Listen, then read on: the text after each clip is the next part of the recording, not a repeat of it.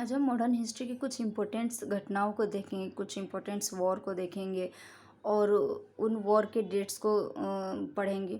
Dates इसलिए importance हो जाते हैं क्योंकि एग्ज़ाम्स में पूछते हैं, खासकर एसएससी और बैंकिंग जैसे एग्ज़ाम्स में डेट्स बहुत ही इंपॉर्टेंट होते हैं, वहाँ पे बहुत ही पूछा जाता है।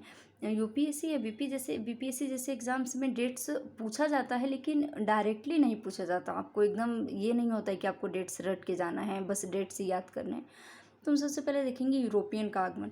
यूरोपियनों का आगमन का मतलब हुआ वो कंडीशन या वो टाइम पीरियड जब इंडिया में मुग़ल कमज़ोर हुए। जब मुग़ल कमज़ोर हुए तो यूरोप में, क्योंकि यूरोपियंस आते हैं, पहले पुर्तगाली आते हैं, फिर ब्रिटिश, अंग्रेज़, फ्रांस, स्पेन सब आएंगे, लेकिन आप जब देखेंगे कि मुग़ल जब कमज़ोर हो जाते तो इनको अच्छे से काम करने का मौका मिलता है, इनको मौका मिलता है कि अपनी मनमर्जी करें।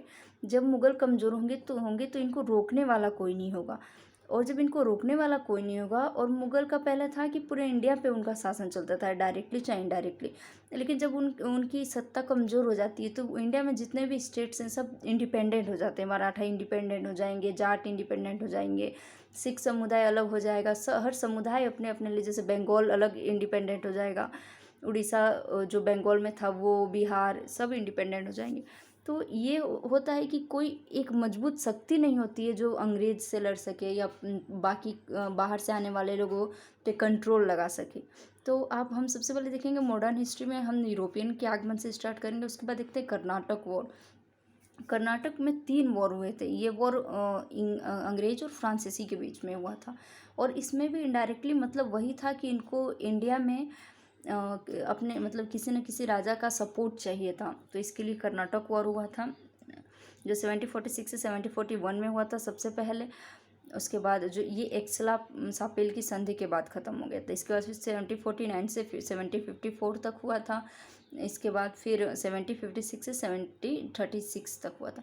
इसके बाद ये होता है कि फ्रांसीसी लगभग हार ही जाते हैं इंडिया में, उनके पास कुछ बचता नहीं है। फिर उनको अंग्रेज़ों के हिसाब से काम करना पड़ता है, वो हथियार या किसी राजा को सपोर्ट नहीं कर पाते हैं, करते हैं लेकिन इनडायरेक्टली, डायरेक्टली वो कुछ नहीं कर पाते। और कर्नाटक वॉर डिसाइड कर देता है कि अंग्रेज अब धीरे धीरे इंडिया में कब्जा करेंगे। कर्नाटक वॉर ये भी डिसाइड कर देता है कि अंग्रेज बहुत स्मार्ट थे, चाहे वो पुर्तगाली हो, चाहे फ्रांस हो, चाहे स्पेन हो, सब में सबसे स्मार्ट थे। इसके बाद हम देखेंगे प्लासी का वॉर। ये तो खैर बहुत फेमस है, ये 23 जून 1757 को हुआ था। प्लासी का वॉर बंगाल में हुआ था। इसके बाद होता है बक्सर का वॉर जो 1764 में हुआ था। इसके बाद आता है प्रथम आंग्ल अफगानिस्तान युद्ध देखेंगे। आंग्ल मतलब होता है अंग्रेज, तो अंग्रेज और अफगानिस्तान के बीच में उस टाइम में जो वहाँ के किंग थे उनके बीच में जो वॉर हुआ था वो 1838 से 1842 तक हुआ था। इसके बाद सेकेंड जो अफगानिस्तान और ब्रिटिश के बीच में वॉर हुआ था वो 1878 से 1880 में हुआ था। तीसरा जो वॉर है वो अप्रैल मई के बीच में 1919 में हुआ था। इसके बाद देखेंगे मैसूर युद्ध। मैसूर युद्ध बहुत फेमस है बिकॉज ऑफ टीपू सुल्तान। मैसूर युद्ध बहुत ज़्यादा मतलब उसका एक अलग ही इम्पैक्ट है। माना जाता है कि जो अंग्रेज थे वो टीपू सुल्तान से काफ़ी डर गए थे, क्योंकि वो टीपू सुल्तान एक आगे किंग की तरह काम करता था। वो इंडिया से बाहर से भी किंग के साथ कांटेक्ट में रहता था। उसने एक क्या बोलते हैं उसको, आज़ादी का वृक्ष या स्वतंत्रता वृक्ष भी लगाए थे।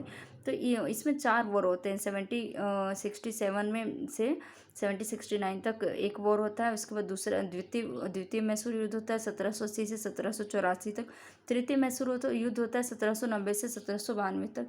और चौथा मैसूर युद्ध 1799 ईस्वी में ख़त्म हो जाता है, जिसमें टीपू सुल्तान मारा जाता है। इसके बाद देखेंगे आंग्ल मराठा युद्ध, जो मराठों और अंग्रेज के बीच में हुआ था।